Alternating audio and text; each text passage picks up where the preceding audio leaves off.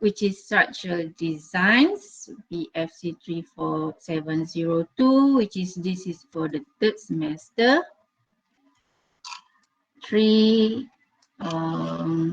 The beginning here is for third semester, and then it's 2 credit hours. Okay, so this is one of the major subjects. Okay, so for these subjects, actually is about the designs. Okay, it's more on the calculation. Kalau theoretical tu adalah dalam 10%. So that means this is the calculation subjects.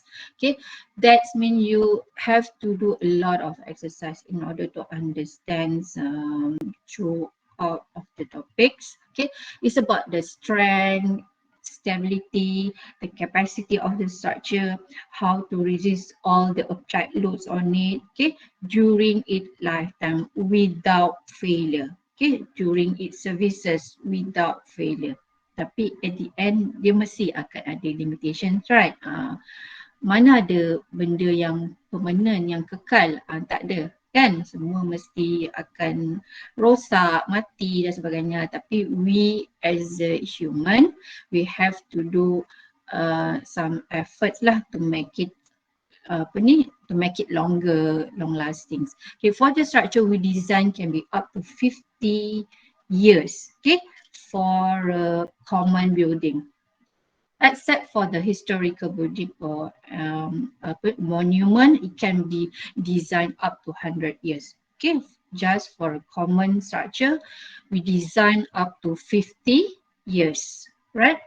Okay, so in the design process, there will be limitations here, okay, limit state design, and then you also have to refer code of practice. There will be many code of practice. That's the challenging actually, which is you have to refer nation standard, British standards, apa lagi, Euro code standards, semua standard tu lah. Kalau physicals, you boleh beli semua standards tu, okay, then you boleh selak-selak kan, turn the page mana, tables mana, figure mana, that you have to refer.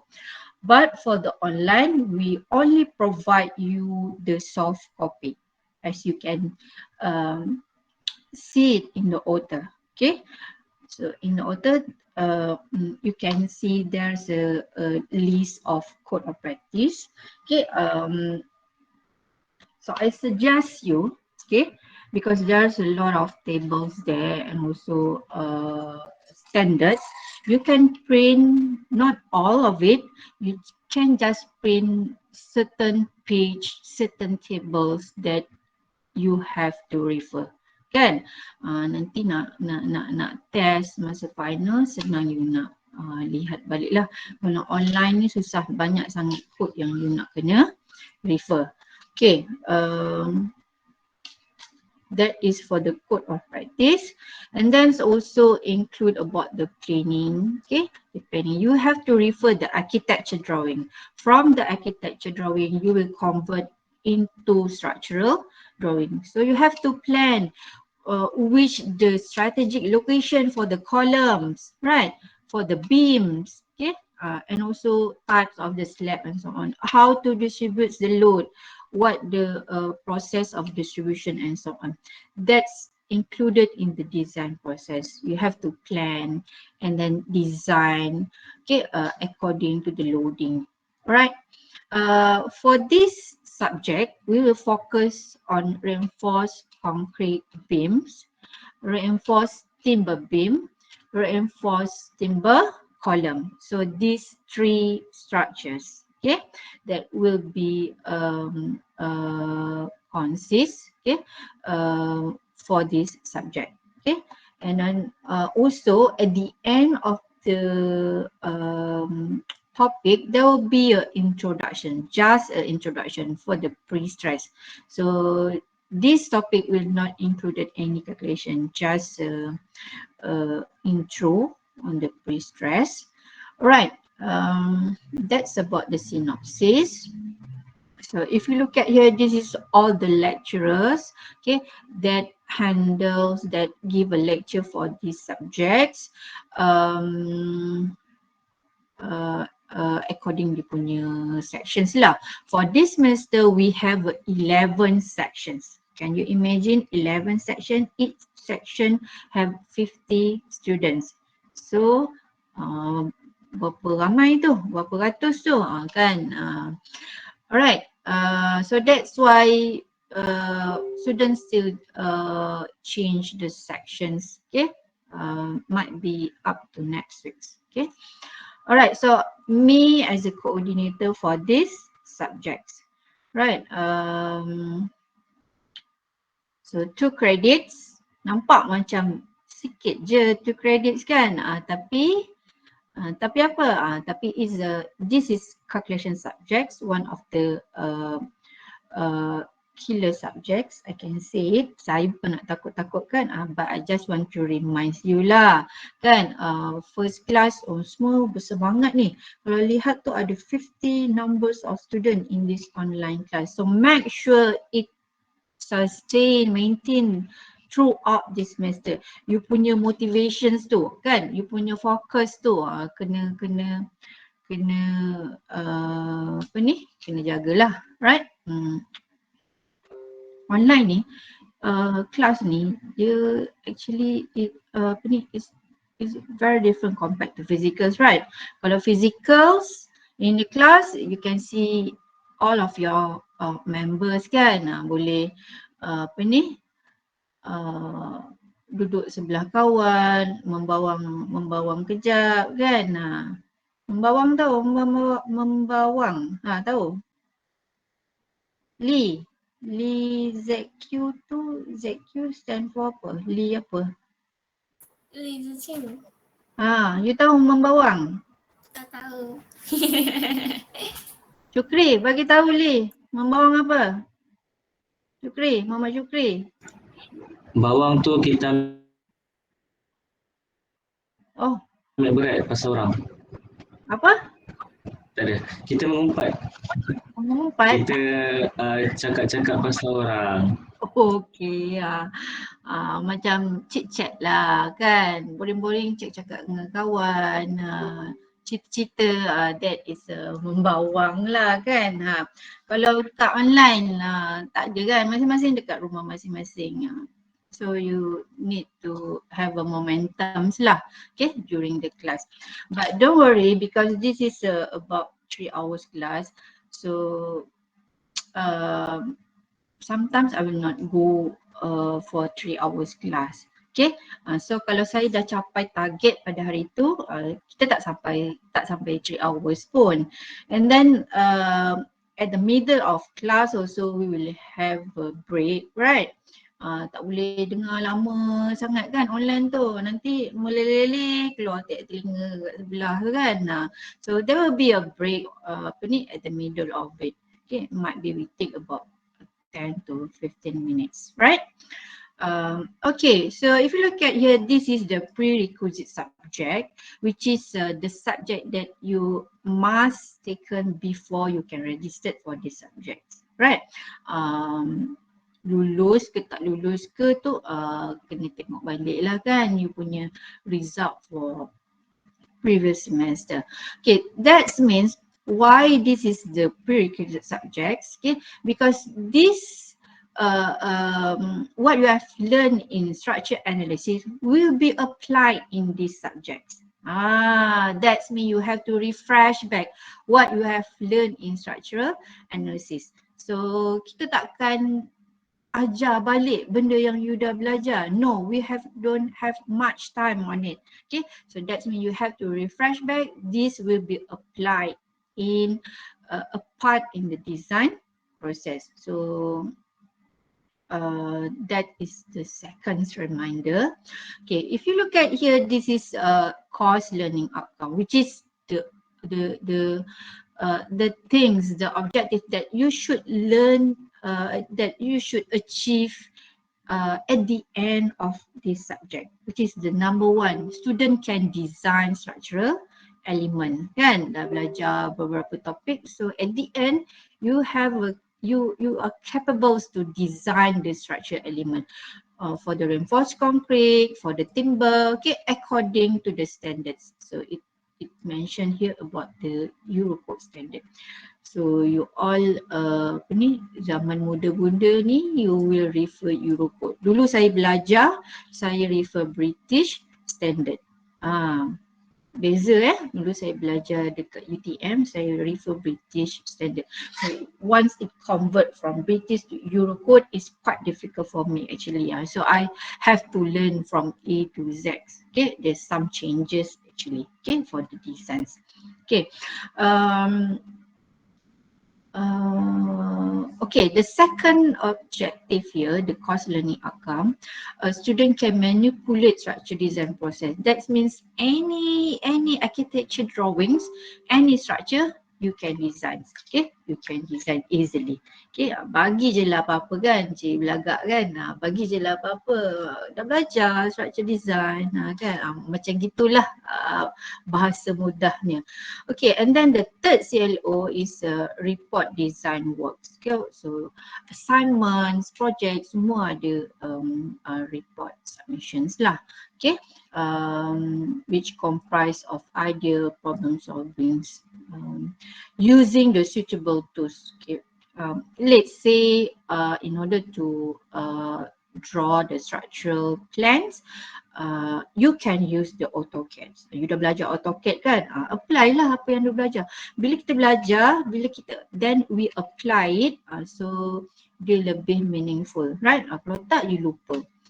Okay, ni kira macam first class ni, dia macam selit-selit dengan motivasi sekali Okay, then next. Okay, teaching methods. This one standards lah. Kita akan bagi lecture, tutorial. So tutorial actually is included in these subjects. Okay, lecture and tutorial. Tutorial means during the class you also do the exercise, kan? Examples of the questions and so on. Okay, and then also for the project here, this is very important, which is it train you how to work in a teamwork. Nampak macam tak ada apa kan, but it's a big impact actually. It's the experience for you before you go for the real jobs. So nanti you kerja, so memang semua akan ada teamwork. You will work with the with architect, contractor, right? So semuanya macam-macam orang, okay? Macam-macam perangai, attitude dan sebagainya. So you have to handle the teams, the member, okay? Especially masa kerja nantilah. So ni masa belajar ni adalah it's like a training to give you experience, right? Okay, assessment method. Of course, there will be a quiz. My style is a pop quiz. So anytime that I want to pop, I will pop up. Okay. Sometimes the quiz is included in the attendance. Kan? Konon nak submit attendance, ada quiz pula dalamnya kan, ada question on it. Okay, kadang-kadang saya nak jadi jahat kan, nak jadi jahat pula kan, tengok student tak ramai datang kelas, masa tu lah aku bagi quiz kan, itulah siapa suruh tak datang kelas, contoh, alright. Okay, so test, I think start from last semester we only have one test, right? I'm not sure is it good or not for you, but I think that's there's a advantage and disadvantage actually. What's the advantage? Baca sekali je kan, test sekali je satu, tak tidur satu malam je sebab esok dah test kan. It's contribute about 20% for one test. Okay, but you have to all out. Okay, work for it. It's only one test. There's no tak ada peluang lagi.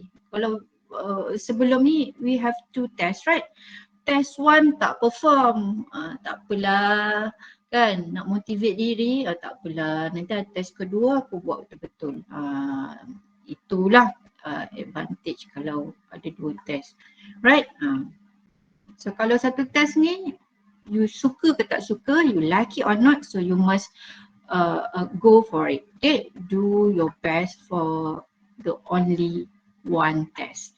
Okay, and then assignments. Okay, normally assignments apa ni, I can make it as a part of your projects. As a part of your project. Let's say at the beginning, you have to submit the proposal for the project, for the structure layout. So I can consider as the assignment. Mungkin lah kan, kesian korang banyak assignment kan. Tapi kalau students tak tidur tu biasa. Kalau student tu tidur je, tu luar biasa. That is rare. Tak boleh. Student mesti kurang tidur.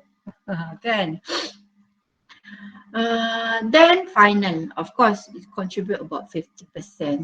So all the assessment, it have our target. So it should achieve about 50% student achieve 55 marks here. This is KPI, which is key performance index. Okay. Ada soalan?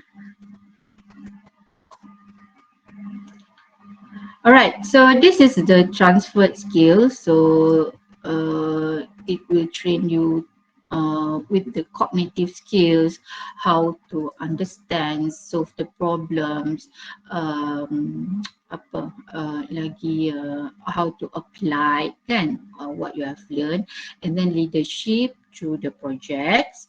Okay, so this is course content for this subject. We have 6 subtopics. Okay, 6 subtopics for 14 weeks lecture.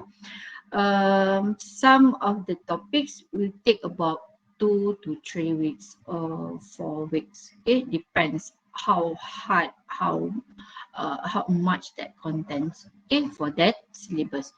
Okay, for the first weeks, that means by today we can start with the chapter 1 on the design concepts.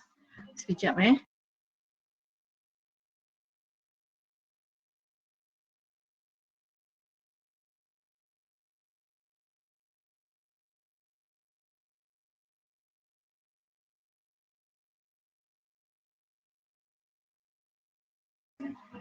Okay, bukan you all je ada gangguan kan.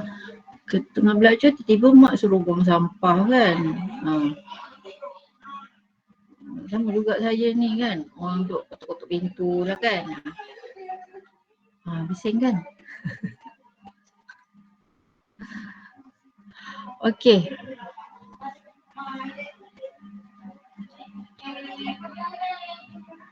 Alright, for this chapter 1 on the design concept, so it's not too hard for the chapter 1 kan, it's the beginnings.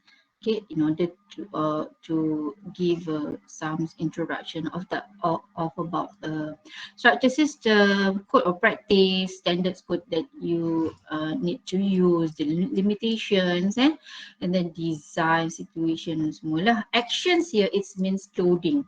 Okay, actions here is mean loading. We dah belajar kan, kita ada applied load, we have distributions loads. So that load, where does it come from? Okay, where does it come from? It comes from the beams, come from the slab, come from the roof. Okay, how it distributes and so on. So that's about the actions here. So the first chapter it takes about 2 weeks. Okay, so that's why for today might be I go half of it. Okay, and then we can continue the rest by next week. Okay, okay, chapter 2 is on design planning. So in this chapter is quite interesting, which is you have to refer the architecture drawing. So each group must have one architecture drawing. Okay, so normally we can go for single or double story buildings. Okay, there will be a project instructions. Might be I will brief by next week about the project, which is you have to convert the architecture drawing to be a structural layout plan. So kalau you refer architecture drawing, so what's the information that you can get from it? You nampak space of inside the buildings, right? Where's the living area, the bedrooms, right? The symbols, that area is for a kitchen, parking, balcony, side view, front view, and so on. It's quite beautiful, right? It's quite beautiful if you look at, if you refer for the architecture drawing.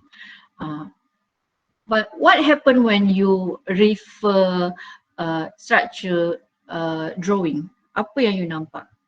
Quite boring actually, kan? Nampak apa? Nampak beam, column, apa ni, pile cap, piling, and so on. So that's the difference between architecture drawing and structure drawing. Why? Because architect go for aesthetic value. Okay, it can imagine anything. Sometimes it's not logic for us as a structure engineer to make it real. Kan, dia boleh imagine anything, dia boleh je nak propose that building without any columns. But no, for us, we go for safety, right? So we must fight for that. Tu yang bergaduh nanti, kan? Kan? Tak ada apa ni? Teamwork between architects and also structure engineer. Okay, so it's what it's mean by a teamwork. Okay, so kalau ada designs or proposal yang tak sesuai, so we need to discuss. Okay, that is what I mean by a teamwork. Okay, kalau structure layout memanglah tak berapa cantik kan, tak ada apa sangat pun, it's just a dimensions, sizings for beams, column and everything, because we go for a safety. We go for a safety. Okay, and then all the sizings lah ni, and then for chapter 3, kita dah masuk kepada actions, load and distribution. This is very important for you to understand. Salah kat sini, salah lah seterusnya. Kan? Mula-mula sekali dah salah dah buat shear force diagram, bending moment diagram. Padahal tu dah belajar sebelum ni kan. You belajar dari subjek apa? Mekanik bahan I think. Kan? Shear force diagram, bending moment diagram. That is very basic things. You mesti dah expert on it. Okay? Which is you will apply that knowledge, okay, for in the design process. You salah kira load, might be that buildings will be collapsed and everything. Okay, so that is the importance for the load distributions here. Okay, so for this chapter it takes about 3 weeks. So you nampak kalau that chapter can be go to 3 or 4 weeks, that means that chapter is quite difficult. So dia banyak yang examples apa ni you kena fahamkan lah. Okay, then nampak sini ada pula satu topik ni. It just focus for a structural analysis. So that's why the prerequisite for this subject is a structural analysis. So siapa tak ambil structural analysis, you tak layak. Okay, you tak boleh register structural designs. Okay, chapter 4. So dah masuk lah ni. Dah mula rasa macam engineer kan. Dah mula the design ni semua. So designs beam, the designation can be used sections analysis. Okay, which is from it you can come up with the flexural reinforcement here and then shear reinforcement. So kalau flexural reinforcements, okay, let's say for this beam, this beam. Okay, so this is one span of beam. Okay, so if you have any experience, okay, look at all the reinforcement inside the concrete. Actually, this is the steel bar, which is provide in the horizontal directions here. This is flexural reinforcements, okay, which is resist all the flexural stress here. Okay, so kalau you lihat these beams, okay, when we apply the loads, there will be a deflections, right? The maximum deflections will be at the mid span here, okay, due to the external loads here. So in order to resist all these flexure forces, that's why we provide the flexural reinforcements. And then for the shear here, okay, for the shear actually we provide the links. Kalau you ada experience lah nampak apa ni links ni kan. Okay, so this links is provides especially within the shear span, which is the shear reinforcement is provide in vertical directions. So this is shear reinforcement. So you kena faham lah which one flexural reinforcement that you design, and then proceed with the design for shear reinforcements. Okay. Alright. So for chapter 4 kita boleh pergi sampai 3 weeks here. Okay. And then after that you will learn on the chapter 5 on the topic of design of timber. So dah masuk timber lah. Timber beam and column is about 2 weeks. I can say that timber design is quite easy compared to reinforced concrete. Why is it? Because we just use that timber.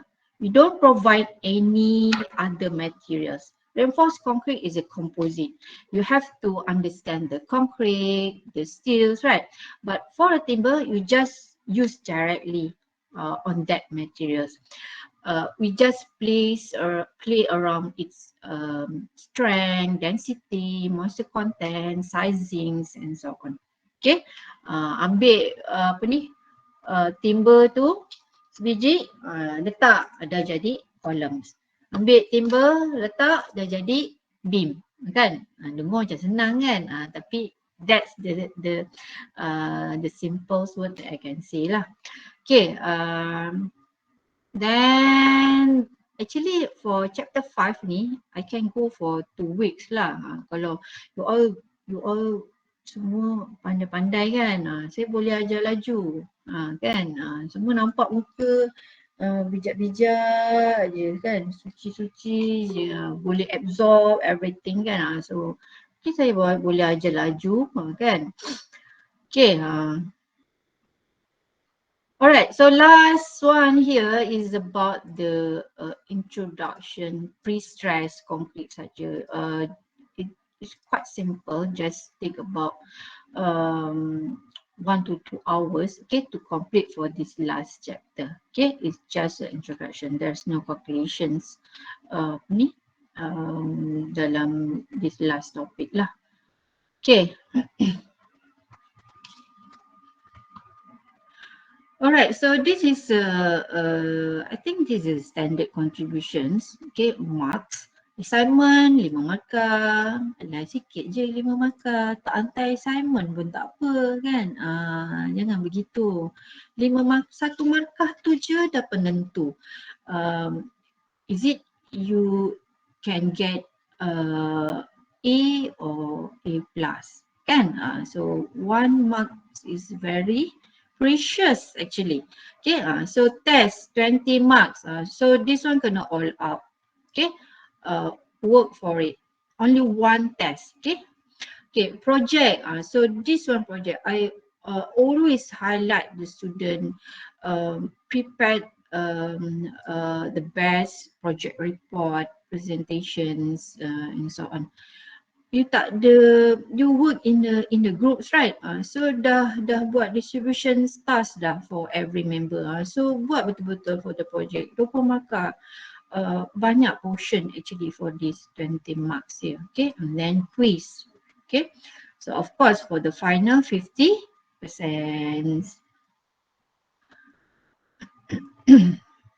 Okay, so other special requirements. So kalau you ada AutoCAD is very recommended, okay, especially to submit the reports. You kena guna AutoCAD lah. Okay, and then if you have any design software, that one will be extra lah. Okay, for your project, if you can attach or come up with the design software. But the manual calculation, it's compulsory, okay, in a report. Okay, so this is very important for this attendance.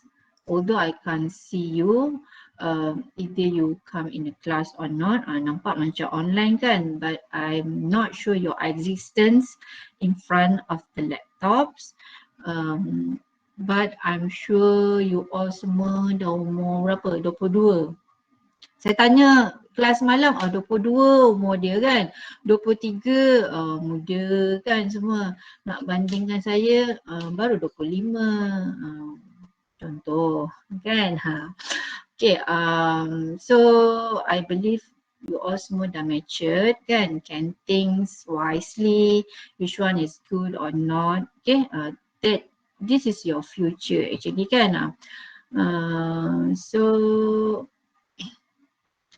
make sure lah, okay, you punya attendance. And then also ada yang datang kelas tapi lupa pula nak submit attendance kan. Dah dapat surat reminder, terkejut pula sebab dia lupa nak submit attendance. So basically the attendance you can submit in the auto system if I prepared for submission in it, ataupun I prepare for the Google Forms. Ikut suka saya lah. Kadang-kadang saya panggil nama. Saya panggil nama untuk make sure macam-macam saya punya method lah to trace your existence, okay, during the class. Okay, so finish for syllabus. Syllabus je nak sampai sejam kan. You all okay semua? Okay, doktor. Okay. Okay, so macam mana? You want I terus proceed chapter 1 ataupun you nak take a break? Macam mana? Nak terus proceed chapter 1 ataupun you nak take a break? Proceed lah. Okay. Proceed. Yes. Kan? Semangat bagus. Okay. Alright, terus proceed. This chapter 1 is about the design concept. So if you look at the first slide here, is about the structural system.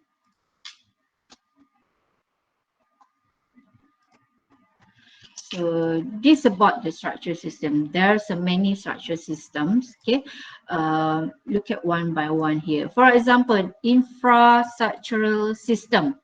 What is example for infra?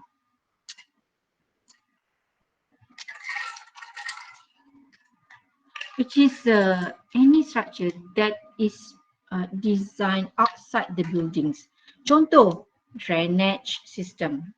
Kan, drainage systems, water tanks, water recirculations, so apa lagi? That is example. Okay, levelings kan, that is infrastructural system. Then structural system here, this is a part of the structure. Ada beams, columns, trusses, system, frames, dan sebagainya. That is example for a structure system. Then how about M&E here? M&E is actually stand for mechanicals and electrical system. So what example for mechanical and electrical system? Anyone? Apa kat dalam building for mechanical and electrical system? Lift. Lift, wiring kan, power system, air condition, tu semua M&E punya part. Okay, machines ke dan sebagainya lah. Okay, and then security system, contoh macam apa, CCTV, security gate kan, semua tu alarm system, semua included in the security system. Okay, so for us, we will focus on structural system, which is consists all of the components, transfers the load throughout of the members of the structure in order to provide the stability and durability. Okay, so kalau you lihat kat sini, this is all the types of building structural system. We have a wall bearing system, example retaining wall, lift core, okay, and then tent system, contoh macam ni lah, tent system, kemah dan sebagainya kan. Cable system for the bridge, for the tower, any structure that use the cables of for the bridge examples, okay. And then we have a skeleton structure system here, which is, this is focusedly on the buildings, okay. We have a beam, columns, frames, okay. Beam, column tahu kan, kalau beam the structure is horizontal direction.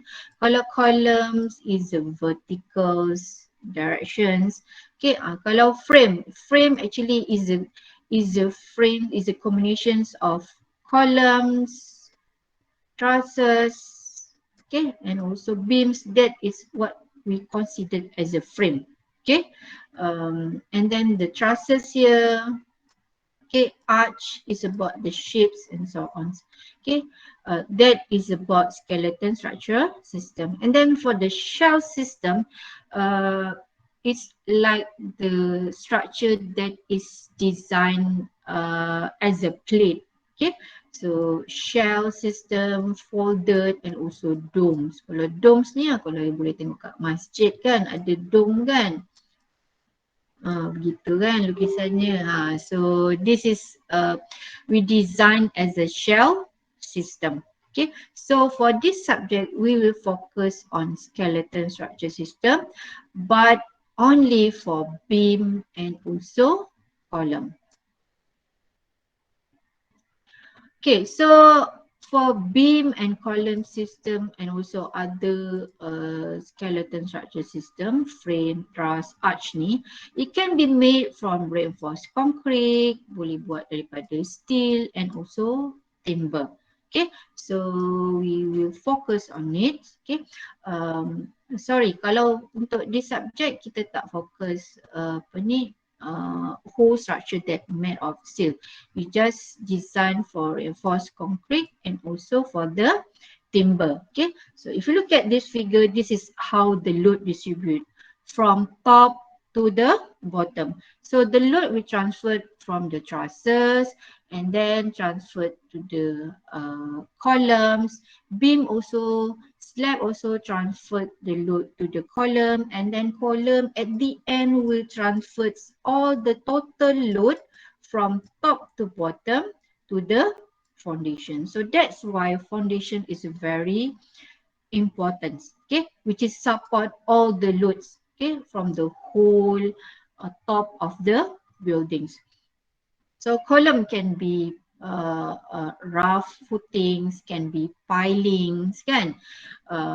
Kalau orang dulu-dulu dia boleh guna botol as a foundation, dia punya piling. Boleh guna vase, tembikar, pasu, tu dia punya cara dululah, dia tak belajar kan. So tapi apa ni, it also depends what's the load from top of it.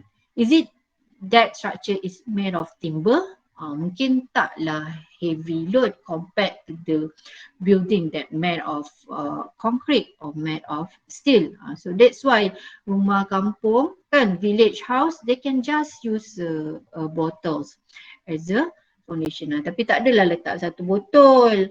Banyaklah botol kan dia masukkan dalam satu point. Okay, for each of the column. Okay,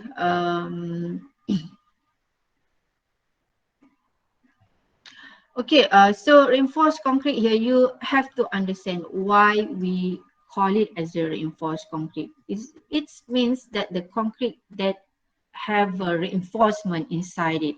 Kalau just concrete saja, tak ada reinforcement, we just call it as a concrete, which is the concrete made of apa? You dah belajar kan, civil engineering materials, simen kan, macam apa lagi resepi nak buat concrete, simen, aggregates, sand, right?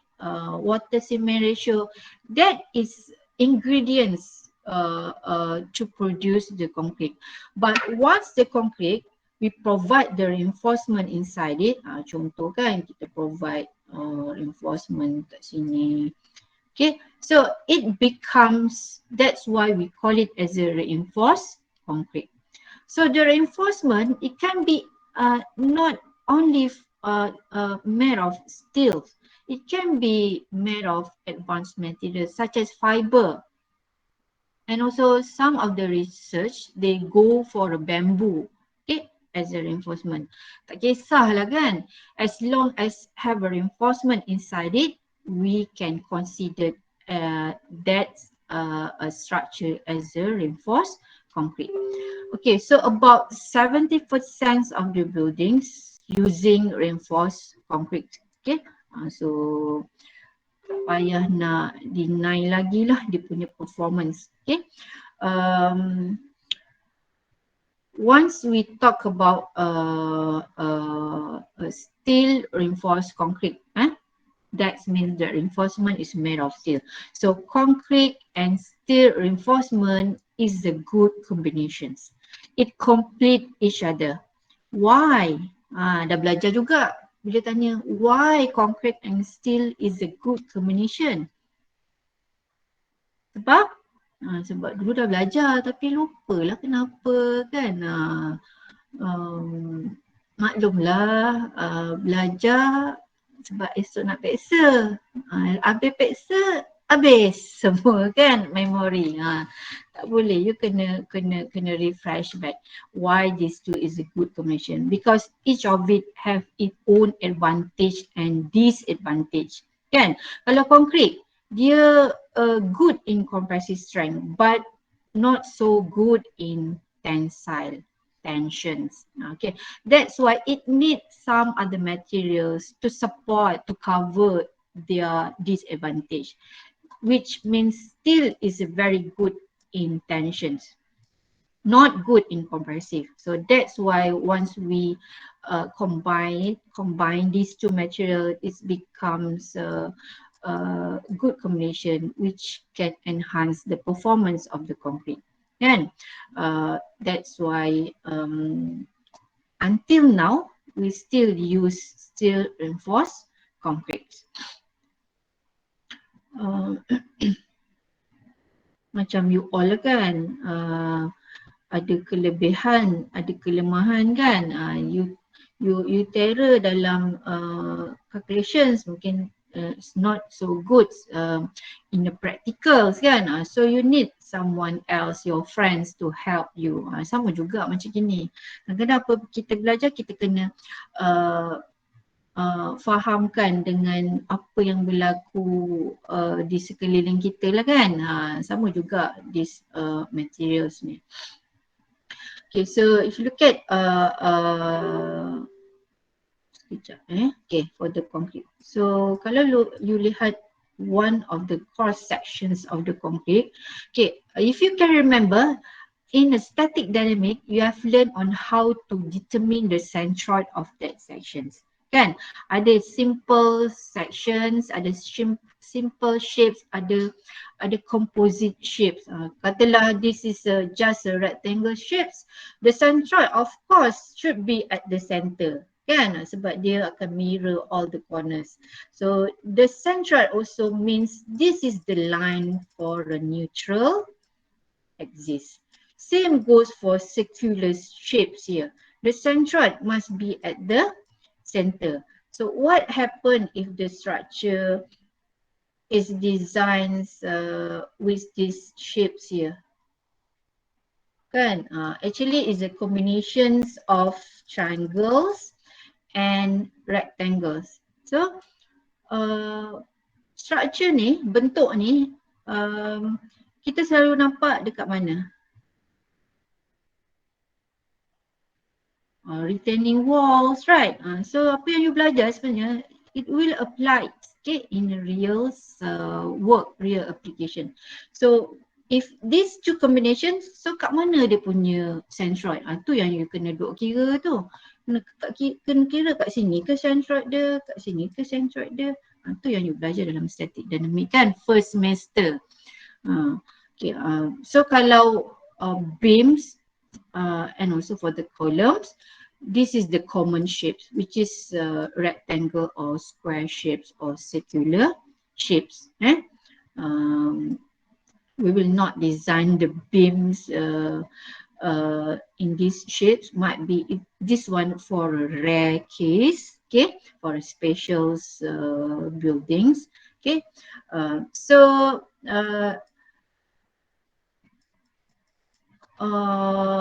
Okay, this is the neutral axis.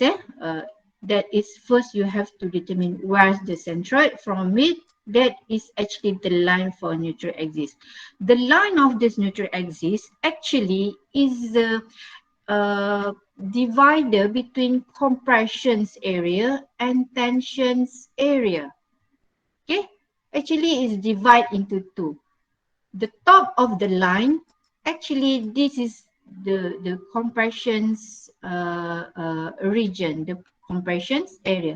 Bottom of the line is a tension, which is concrete is a very good in compression, which is very good on top of it, but not good on the tensions. Okay, not good in the tensions area. So that's why we provide the reinforcement at the weakest part of the concrete. Okay, which is, this is, we call it as the main bar. Kalau tak letak bar dekat atas pun tak apa. Tak letak pun tak apa. The basic thing actually, we provide the steel bar at the bottom. Why?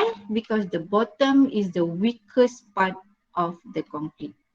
The weakest part of the concrete here is the tension. Concrete is not good in tension. So that's why we provide the reinforcement. Okay. Faham tak korang? Sungguh-sungguh ni cerita ni kan? Okay, so if you look at here, this is a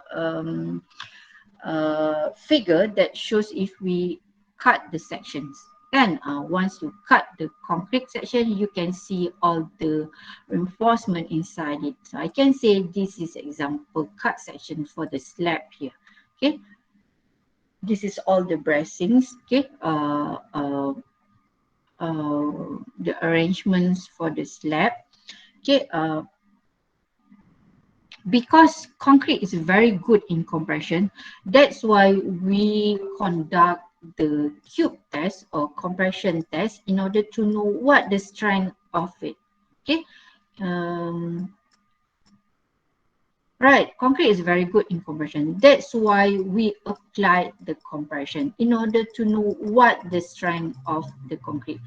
So that's why we not conduct the tensile strength for the concrete, because you couldn't get anything from it. It's just a low strength for the tensile strength here.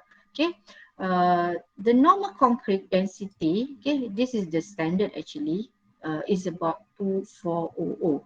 Okay, in case ni kalau dalam test or any questions or dalam final pun, kalau it not mention the density of the concrete, you must already know this standard value. Okay, 2400. Okay, the strength for a normal concrete can be within 20 to 80 megapascal. Kalau lebih daripada 80 ni, it considered as a high strength concrete. If more than 80, it considered as a high strength concrete. So normal strength concrete is just for a common structure. Kan, for the housings, buildings dan sebagainya. Kalau high strength concrete, it can go for tower buildings, high rise building, or for the bridge. Okay, which is normal or high strength or lower strength concrete. Actually, it produce, which is depend what's the function for it. Okay. Then for the steel here, okay, we conduct the tensile strength test. Why? Because steel reinforcement is very good in tensions. So that's why we conduct the tensile strength. Okay, we pull out it in order to know what the height strength for it. We not go for a compression test for steel. No, it's just useless because we couldn't get any strength value. It's a very low value for it. So we go for a tensile strength. So for a steel reinforcement, it can found in many sizings, which is depends on the manufacturer. Okay, so we couldn't create it. Kalau concrete kita boleh create, kan? Kita boleh mix by our own, right? We want to produce grade berapa? Grade 25, grade 30. What the shapes of it, the sizing. But for the steel, we just use directly from the factory. Okay, it's a standard size. They just produce from 6 to 40 mm. Each of the size also have its own strength, depends on the sizings. Of course, bigger size will have a high strength. Okay, lower size will have a lower strength. So we just use it the sizings. Okay. All right. So if you look at here, this is why we provide the reinforcement. Once we apply the load ni dekat beams ni, there will be a critical cracks at the center here. Okay, because the deflections is maximum at the center. Kan, it will deflect more. So there will be a cracks occurs initially at the center here. Okay, so that's why we provide the reinforcement here in order to enhance, okay, the performance of this tensile area. So if I make it the neutral axis, okay, let's say in this position, the top area, okay, is the compressions. The lower one here is the tension. So this is the positions that we provide the main reinforcement. This is the main reinforcement.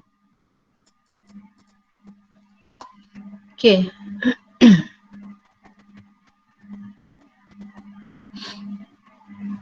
Okay, so because of these two, we use more than one material, so that's why we call it as a composites actions. Okay, so concrete do their jobs, steel do their jobs, but at the end, the whole structure can perform, right? That's the simple words for you to understand. Okay, all right. So this is all the main reinforcement elements for the buildings. Okay, so nampak kat situ kan? Kat mana slab? Kalau you tak tahu, okay, ni slab ni. lantai kan, yang you duduk pijak, duduk. So this is the slab which support all the loads from the humans, furniture, apa lagi, machines kan. That slabs support all the loads according to the function of the area. Kalau lihat sekolah, sekolah apa yang dia load yang dia resist from the students, right? Furniture, itu je. Tapi once you go for a lab, okay, it support all the heavy machines, right? And also for the workers. That means the functions of the area is very important.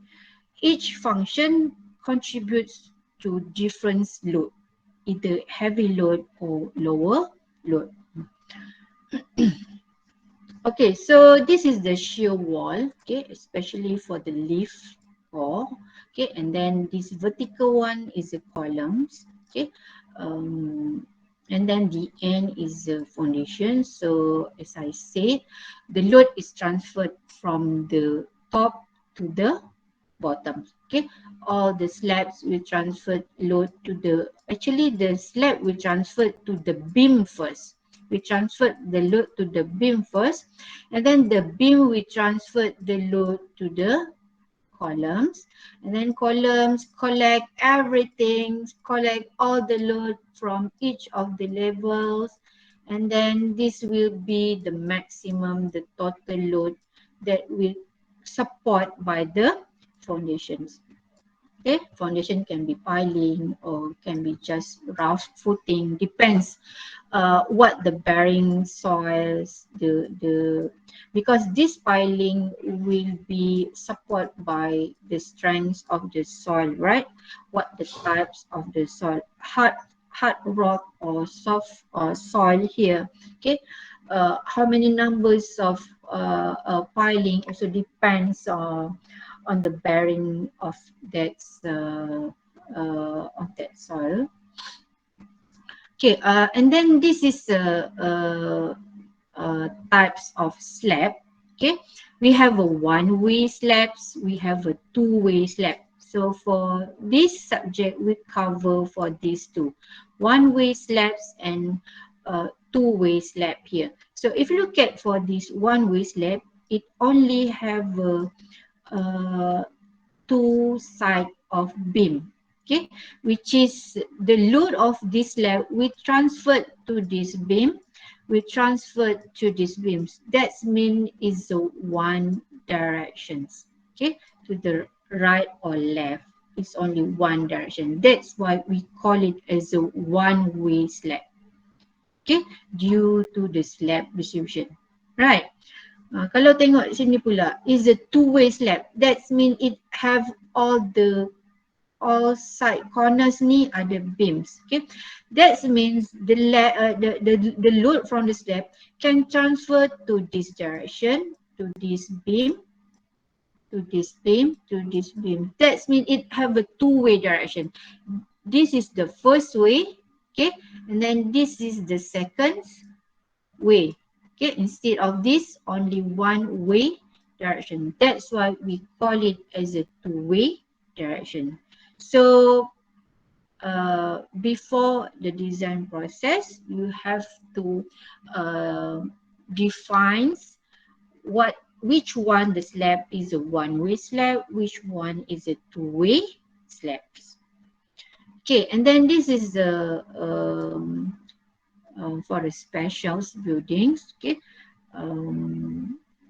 is a waffle slab. Ingat makanan je ada waffle kan, konkret pun ada waffle juga kat sini. Okay, and then this two-way slab with the drops here. This is the drops actually. Okay, but we will not cover for these two. Okay, we just focus to design one-way slab and also two-way slabs. All right, so if you look at here, this is the columns. Once we look at inside of it, this we call it as a reinforcement cage. Okay, reinforcement cage, sangka tertulang. dalam bahasa Melayu tertulang. Dulu saya belajar UTM kan, dulu lah lama, maklumlah saya dah tua kan, tak macam you all umur 22, 23. Tadi umur saya berapa? 25 kan, beza 2 tahun je kan konon-konon. Okay, dulu saya belajar bahasa Melayu, UTM dulu nota semua bahasa Melayu. Kita tak belajar dalam bahasa Inggeris. Contoh macam reinforcement tadi, tertulang, dia ada term dia lah kan. Kemudian kalau slab ni, dulu saya belajar panggilnya papak. Papak, nampak tak berapa apa ni, nama yang apa ni, jarang-jarang dengar kan, it's quite rare here. Papak. Kalau beam ni dulu saya belajar namanya rasuk. So can you imagine how difficult for me, okay, when I go to work, okay, I have to convert everything in Malay kan. Saya belajar term in Malay but I have to apa ni, adapt dengan English terms, okay. Bila kita belajar, you all dah senang lah kan, you dah familiar all the terms here, okay. Alright. So then this is failure mechanisms. You all okay ke? Ke dah boleh lele keluar ni? You nak break? Okey, doktor. Okay, hari pertama kan bersemangat kan. Ke sebelah korang tu ada karipap, kuih, ada popok kan. Okay, so this is the failure mechanism. Mostly we can divide as a flexure failure ataupun shear failure. Okay, how to determine is that structure fail in flexure or fail in shear? We will observe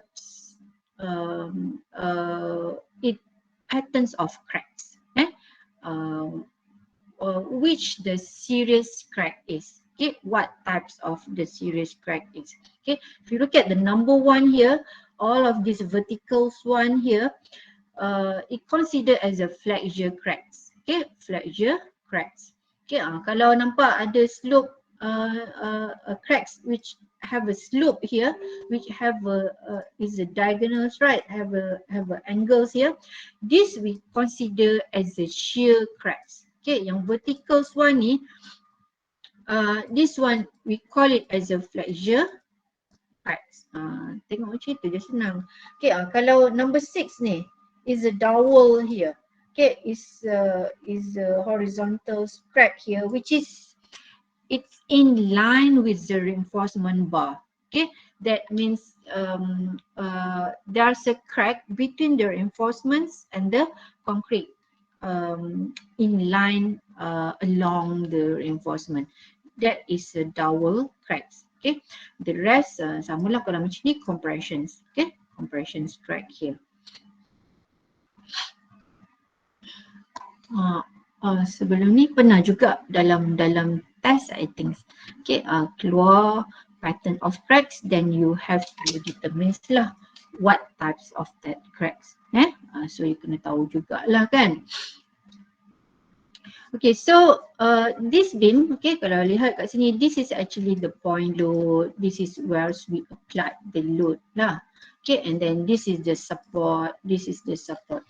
Okay, you can imagine point load is come from the loads that is supplied only at one point. For example, columns, ada column kat sini. So that's why it transferred as a point load. Let's say the beam support the slab, ada slab kat sini. So that's why the beam have a uniform load, kan? So that's apa ni? Where's the load come from actually? Okay, point load and also uniform load here. Right. So for this beam, this is, we call it as a one span beam because it only have one span here. This is the support, this is support, only one span.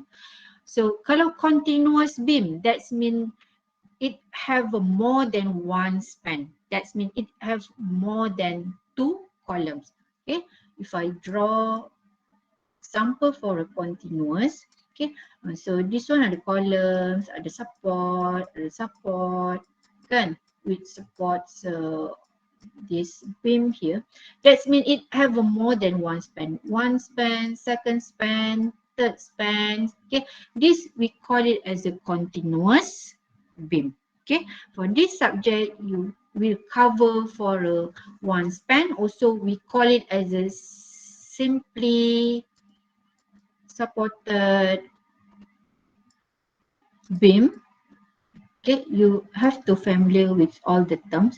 This is simply supported beam which consists of one span. Ini adalah continuous beam, which consists more than one span. It can be two span, three spans. It depends on the architecture drawing. So you can imagine for the school, it have a many classroom, right? Which is a repeated design. Sama juga housing, kan? Rumah satu, rumah dua, rumah teras, kan? Teras is a repeated design, kan?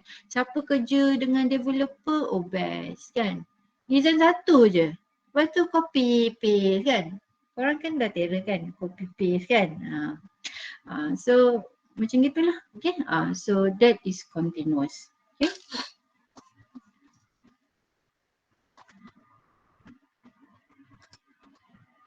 Okay, so ni kalau failure mechanism untuk compression member.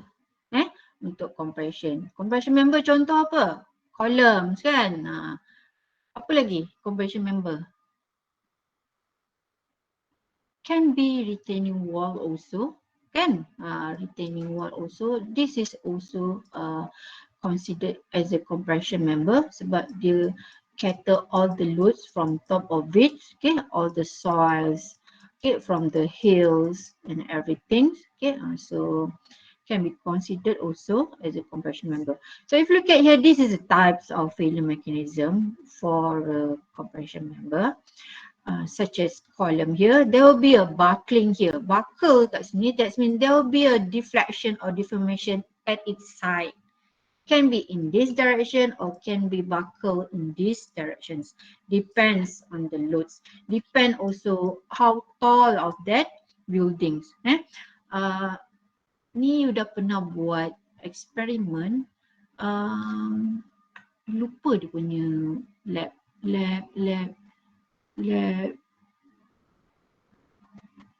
Dah lupa lah. You ingat tak you ada letak strut member, kan? Letak macam steel strut dekat machines and then apply load, then you akan ada buckles, that one. Tu eksperimen yang you dah buat dah, kan? Cuma nak fahamkan, nak relate kan dengan apa yang you belajar lah. Okay. Okay, so this is how the buckling failure in the reals at side, and then crushing. So nampak gemuk kat bawah ni, kan? Dia punya expands the volumes, okay? Crush kat sini, okay, due to the overload, okay? Overload from the structure. Okay, and then this is the shear. Shear means is a split between, is separate two components. Okay, you nampak kat sini, this is the shear cracks. Nampak dia diagonals, right? Okay, it's diagonal, which is split this component into two. Okay, so nampak this one slide down and another one maintain. That means is apa ni? Opposite directions here. That is what is about shear. Okay, and then this is a failure mechanism for the foundations here. Okay, once you, this is maintained at the center. Sebab apa? Sebab the support, kan? They support the load and have all the pilings here. But this is apa ni?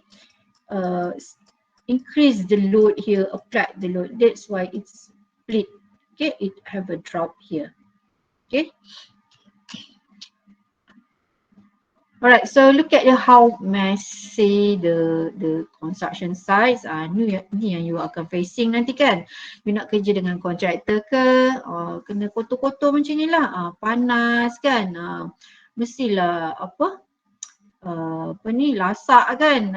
Nak jadi engineer kan. Itulah. Tak apa suruh apa ni, ambil course engineering kan. Tapi saya minat kan. So you kena defense lah you punya apa ni, motivation tu kan, to be as a engineer. Okay, you will place around with all the mass of this concrete, right? The corrosions or reinforcement kan. You have to check this reinforcement cage here, is it correct or not according to the drawings. Numbers or reinforcements, the sizing, okay. So this is contribute to the cost of the project. So some of the contractor will take for granted, dia orang cheating kan, sebab kurangkan reinforcement, dia dah untung, contohlah. So that's your responsibility to ensure that all the component at site is according to the structural drawing. Okay, so architecture pun sama, dia akan turun site juga to ensure that that building, that build should be sama lah kan, similar what they design. Okay. Okay, so kalau constructions ni, kalau saya cakap tadi the load, okay, we transferred from the top kan, from the top, okay, then goes down, right, to the bottoms, okay, piling dan sebagainya lah. That is load. But how about for constructions? It construct from the bottom, right? It's construct from the bottom to the top. Takkan nak buat roof dulu. Siapa yang nak pegang roof? So dia construct daripada bawah dulu. Buat dulu foundation, piling, and then baru buat first floor, put the columns and everything. That's the difference. Okay, for the constructions, it built from the bottom to the top. Kalau load, from top to the bottom. So that's the difference lah, design process and construction process. Okay, so before I go for this, I just want to show other slides. Can you see I changed the other slide? Nampak kan? Yes. Beam failure ni. So just nak sharing, nak ensure that you tak boring kan. Saya sebenarnya kalau kelas online ni, you all nak, kalau student nak fokus kan. Kalau saya ni nak jaga saya punya tekak ni, lama-lama suara saya dah tak keluar dah kan, bila non-stop lecture. Okay, kalau you lihat kat sini, this is examples, okay, for the real testings that I conduct actually for during my PhD. Okay, I buat reinforced concrete, but use steel reinforcement and also other advanced material which is fiber reinforced polymer. Okay, I guna FRP. Okay, so kalau lihat kat sini, this is the whole beams. Okay, if you look at here, this is the support, how we setting the support at the labs. Okay, this is the support, which is, this is apa namanya ni kalau one span, simply supported beam, right? Simply supported beam here. Okay, this is the point load that we apply. Okay, this is the point load. That means we apply 2-point load here. Okay, kalau this steel beams ni, kalau I letak directly atas ni, it will becomes uniform load, right? But my research, we focus on point load here. So that's why we setting like this. Okay, once we apply the load until this beam fail, Okay, during the failure, we will note all the increments of the load. Kan? Let's say the first load produce the first crack. So we have to jot down here what's the load, okay, for that cracks and everything. So the first crack will occur mostly at the center of the beam span here. Okay, so from these patterns, tadi dah belajar kan, you can guess what the types of that crack. Kalau macam ni apa? This one, flexure or shear cracks? Pleasure. Flexure. Kalau macam ni dah ada diagonal kan, ada slope here ni. So this is shear cracks. Kalau macam ni pun you dah boleh split out, you boleh apply. Ni flexure zone. This one from support to the point load, this is the shear zone. Samalah sini, ni pun shear zone. This is the mirror. This one mirror. This ada dua shear zone here. Okay, angles ni kita boleh kira pun kalau you ada apa tu, protector tu kan. So kira lah berapa dia punya angles ni. Makin besar angles ni, dia dah pergi kepada verticals ni, flexure kan. Dia kalau slope dia it goes lower, the diagonals can be considered as a shear crack once it within this 45 degrees. Okay, more than 45 we consider as a flexure cracks. So daripada cracks ni pun kita boleh ukur kan, apa ni, directions length for x axis berapa, direction for katalah sampai point sini y axis berapa kan, daripada these two axis we can calculate the slope. Okay, apply pula mathematics. Dah belajar dari kindergarten lagi kan, dah belajar matematik. Okay, next example. So from here also you can determine what the cause of that failure, which one the serious failure, the serious cracks here. So if you look at here, I can say this beam failed in fracture. Okay, because if you look at here, this is, although it have shear cracks here, but it's not critical. There's no gap here, right? Okay, but this one have a huge gap here between it. So this is critical cracks for the vertical crack here. Okay, we can consider this one vertical, not so to be in as a shear cracks here. This one sampai nampak inside it kan, sampai nampak reinforcement kat sini. Okay, so this is the critical shear cracks here. So I can claim this beam fail in shear. Okay, look at other cracks, it's not so critical compared to this one. You also can measure what's the gap of this crack. We have equipments. Okay, so that's why kalau you nampak building cracks kan, kalau nampak crack biasa tu relax kan, masih selamat lagi, don't worry kadang-kadang apa ni, orang yang memanglah tak belajar civil kan, tengok cracks macam takutnya bangunan ni kan ada cracks. You as a civil students kan, don't worry, it's not so critical one, right? So kalau critical might be, you can measure what's the gap, okay, the width of the cracks here. Okay, kalau macam ni dah memang collapse lah, dah hancur lebur lah kan. So you can see, because I'm using the fiber, so you can see all of this fiber reinforcement here.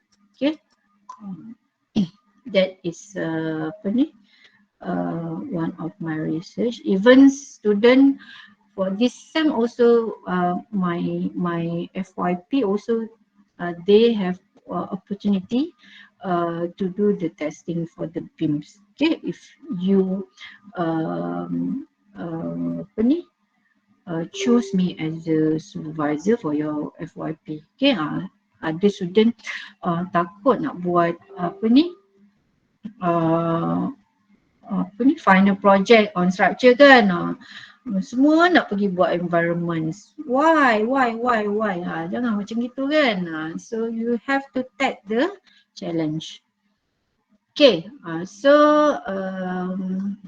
I go back.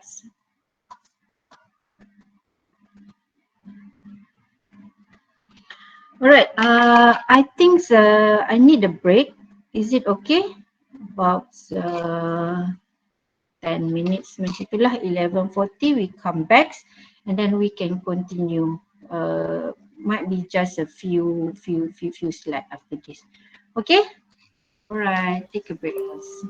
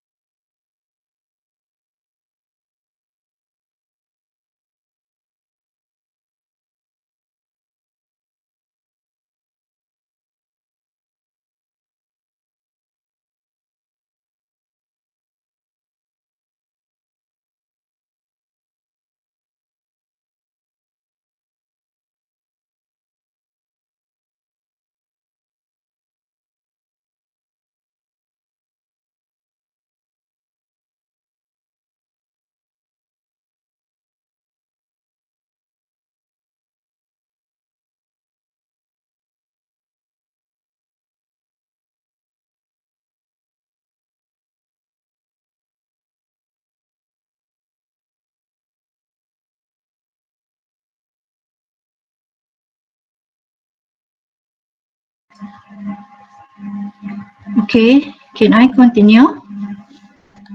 Yes, apa? Okay. All right, so we continue for the steel here. Okay. Um, it's stated here that the steel is a very important and efficient materials. Okay, why is it? Because steel is a material that have a high strength to weight ratio. That means although is lightweight, but it have a high strength. Okay, materials here. Okay, that's why it's suitable to be used as for any structural parts.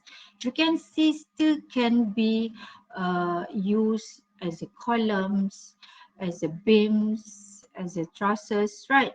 Okay, that is the beneficials of these materials, and also it can comes in variety of shapes and size. It can be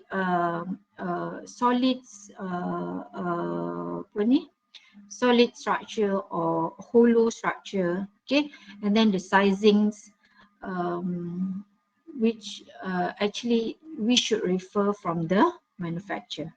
Okay.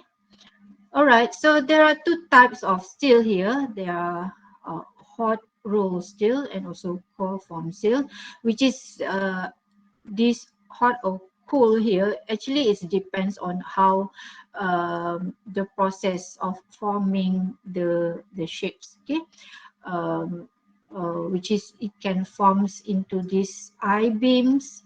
This is the angles. Okay, ni I beams. You lihat verticals or in horizontals is the I-beam shapes, which is can be used for the beams or for the columns. Okay, and then this is the angles. Okay, this is hollow rectangles, hollow sections. This is the C channels. We call it as a C channels. Okay, and then this is square hollow shapes here. Okay, for the whole building, we can use the steels materials here, okay, except kalau slabs tu mostly we go for a concrete, okay, ataupun timber. Kita tak gunalah slabs made of steel. Okay, all right, so this is all the shapes. Okay, we call it as the universal beams or universal columns. This one actually same, which is I shapes. Okay, we also have a T shapes. Okay, and then this is hollow sections, and then this is the angles here. Okay, the sizing here can be referred also in the standards. Okay, which is this is also according to the standard code. Right, so each of the sizing will give a different strength, different modulus elasticity, right, and so on. Okay, it have its own properties. Okay, so ingat lagi graf ni? Graf ni you dah apa ni belajar sebelum ni kan? So please refresh back which is what is elastic limit. Apa lagi satu? Elastic. Another one is? Dia tak ingat kan? Plastic limit. Pandai. Plastic limit. What happened within the elastic limit? What happened within the plastic limit? Kena buka balik buku kan? This is the ultimate strength. Okay, once we apply the load, this pattern of curve will produce especially for the steel. Kalau concrete, kalau kita buat compression test, sama juga ni ada stress, selalu kita compressions load kan. Ni hari ke berapa? Hari ke-7 up to 28 days, right, for the concrete. So dapat data hari ke-7 berapa, hari ke-28 apa. So we will plot the curve here. This is for the concrete. Okay, kalau steel, it have a unique curve here, which have a elastic limit and then region for a plastic limit. And also this one, what we call it for this point, kalau ingat lagi. Come on. Civil engineering materials dapat A kan? Apa ni point ni? Wah, ada 49 orang ni, semua tak ingat Ni banyak makan semut ni, tak makan kismis. Yield point, ingat bahasa Melayu takat Allah, yield point here. Yield point is a point where separates the elastic and plastics limit. So this is the linear, right? Okay, elastic and plastics limit. So elastic limit, that means where the materials can back into its original forms. Kan, dia ada chances lagi back to its original forms. Kalau dah masuk kepada plastics limit, that means it's continuous deforms, okay, until it failure. Tak ada chances lagi dia nak back into its original forms. So that's the difference. That's the properties between elastic and plastics limit. Whereas this point is the yield here, is a separation between elastics, is a boundary between elastic and plastics limit. This point we considered in the design that we label as a Fy here. Fy is stand for the force for the yield. Okay, for the yield Y here. Ultimate here, this is also important in order to know what the maximum strength for that material. So ultimate is a Fu. U stand for ultimate strength here. Okay, so each of the sizing here, the steels here will give a different properties. Okay, so that's why we will refer the table. So which one you want to use? So you have to consider this value in a designs. Okay, so the steel also have its thickness. Okay, it also have its thickness here.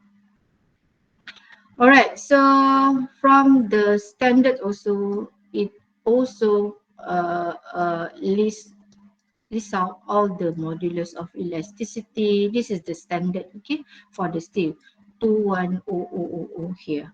Okay, so modulus of elasticity, kalau ingat lagi lah, of course dah tak ingat kan. So how to get it? It's from this slope. Actually, this will you can calculate what's the E value here, modulus of elasticity from this slope here. Okay, which is modulus of elasticity is equal to the stress divide by strain. Kan? Kalau stress apa? Y2 tolaklah Y1 at any point along of this linear line. Okay, and then X2 minus X1. So you can get to know what's the value for the E modulus here, okay, from this linear line here. Okay. All right, so this is all examples, the applications of steel for the structure buildings. Can make the steel can be used as a columns, as a beams, and then look at here for the slabs. So we normally go for a reinforced concrete slab. Okay, so this one, secondary beam. This is the term that you have to know. Okay. If you look at for this main beam is supported by columns to columns. This is the main beam, columns to columns here. But for the secondary beams is a second things, okay, which is it's supported by beam to beam here. That means the load from the secondary beams will transfer to the main beam, okay, will transfer to the main beam. So if you look at for this main beam here, let's say this is the load from secondary kan. Ni dari column. So kalau I buat apa ni sketch kat sini, this is the main beam. So there will be a point load from secondary beam here. 1, 2, P1, P2, and then we have a column here, support here, and it continues. Secondary, another secondary beam, and so on. Okay, so that means in a design, you have to calculate first the load from secondary beams, and then the load of it will transfer to the main beam. So this is the final product for design the main beam. Okay. Okay. Look at here. This is the system for the trusses. So banyak levels ni kan. So you boleh tengoklah untuk you punya extra knowledge. Okay. The connection between it can be by using bolt and nut ataupun apa lagi, welding kan. So that's the common connections for the steels. Alright, so this is all the patterns, all the types of steel failure. It can be bending failure. Nampak dia bend kat sini. It's is a deflections, deformations here, and then torsions. Okay, torsion is a squeezing the parts. Okay, and then shear failure. So look at all the diagonals failure here at the shear regions.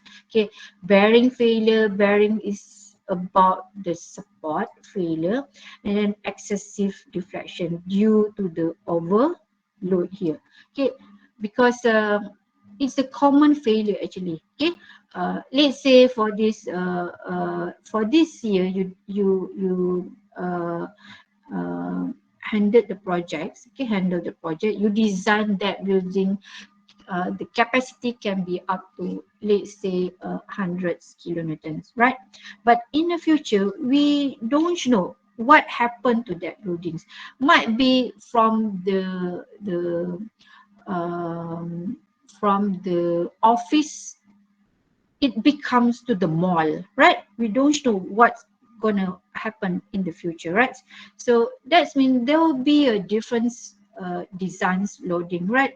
So that is what it means by over load. Okay, might be in the future and so on, or might be you do some mistakes during the load estimations and so on.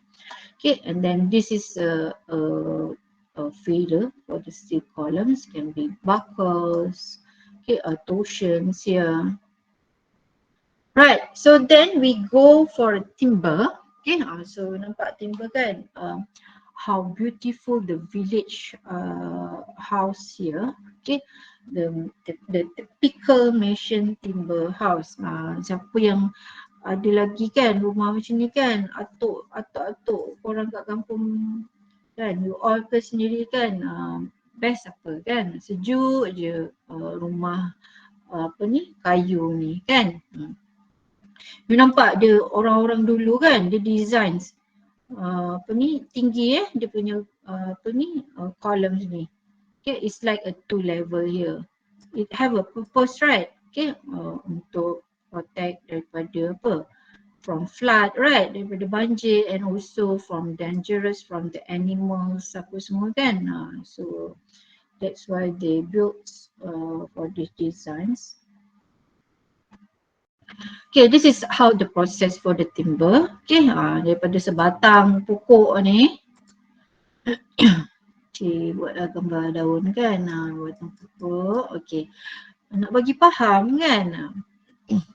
Okay, so you cut it down to be, we call it as a timber log here. Ni banyak jumpa kat mana? Kat belakang Sham kan. Sebelah ni kilang evergreens kan. So we nampak banyak kayu-kayu ni kan. Okay, so and then we cut it into the apa ni, sizings, dia punya dimensions lah according to the standard size here.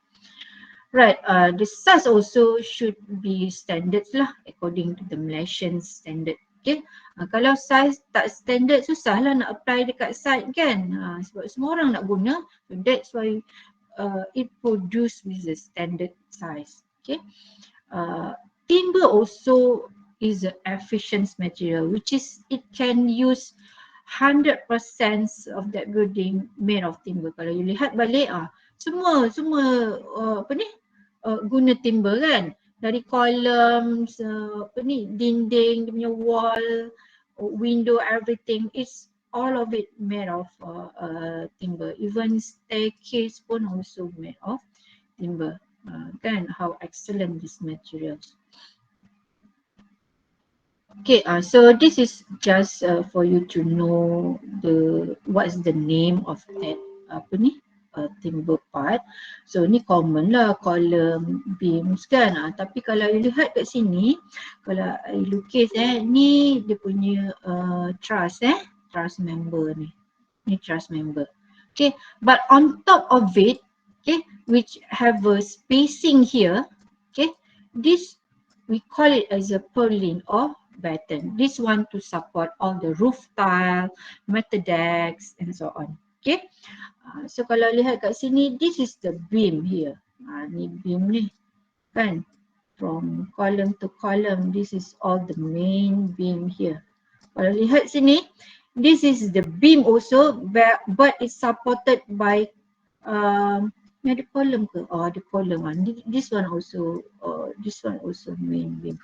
Okay, and then this is have another beams here that is have a spacing here in order to support on top of it, which is a slabs, right? So this we call it as a joist.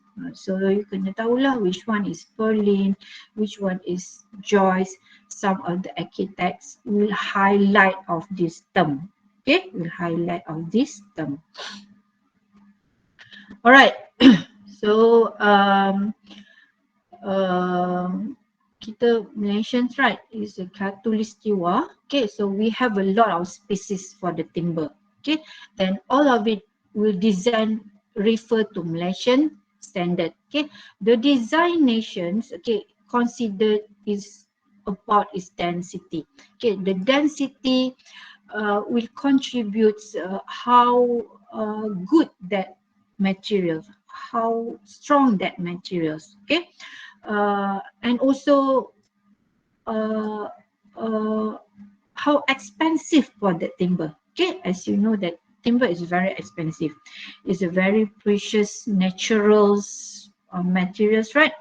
Okay, so that's why kalau nampak rumah kayu, kalau zaman sekarang lah, kalau buat banglo, rumah kayu kan, kita macam wow gitu kan. Okay, then strength group also, because we have a lot of species. That means we have a many strength group. Okay, it can be up to SG1 up to SG7 here. Then in design, we also, its moisture content is a natural construction materials. It have a wood that have a high moisture contents or low moisture content. Okay, and also timber also have its own defects kan. Bukan kita saja rosakkan dia, memang dia dah ada defect, dah ada kecacatan. Okay, that defect also contributes the strength of that materials. Okay, so if you look at here, we have a heavy wood, medium, light, and also soft wood, which all of this group depends on its density. So kalau heavy wood, tinggilah dia punya density, okay, compared to other groups here. Then because of its strength also, it's contribute how suitable of that wood to be used as a construction timber, like columns, also for the pilings, right? Kita guna bakau kan untuk pilings, okay, for the trusses and so on. For the bridge also, okay, for the construction timber.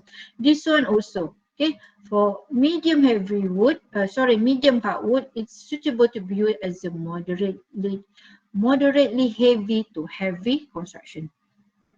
Okay, kalau light wood ni just suitable for general utilities timber. Contoh, for furniture kan, untuk meja, apa lagi, kerusi, tingkap, macam-macam itulah yang soft-soft gitu kan, dia punya functions in order to support the load. Okay, this is all the examples lah. All of this actually you will refer in the standards. Okay, you will refer in the standard. Strength group mana nak guna, SG1, and then from the SG1 jenis kayu apa nak guna, banyak jenis kayu, nak guna balau, nak guna cengal, nak guna apa lagi tu, tualang, meranti, nyatoh, semua, all of it, each of it have its own strength. Okay, have its own strength. From that timber also,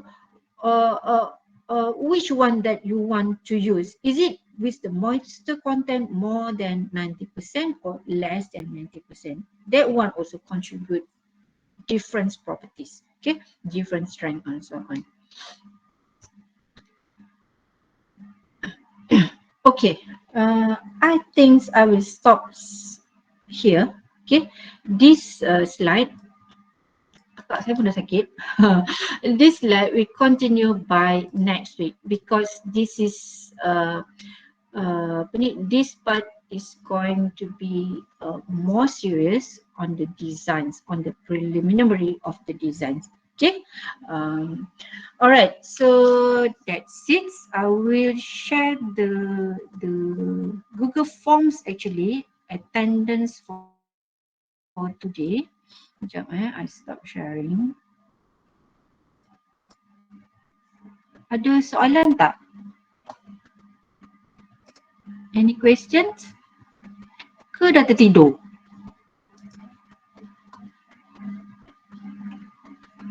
Sekejap I cari.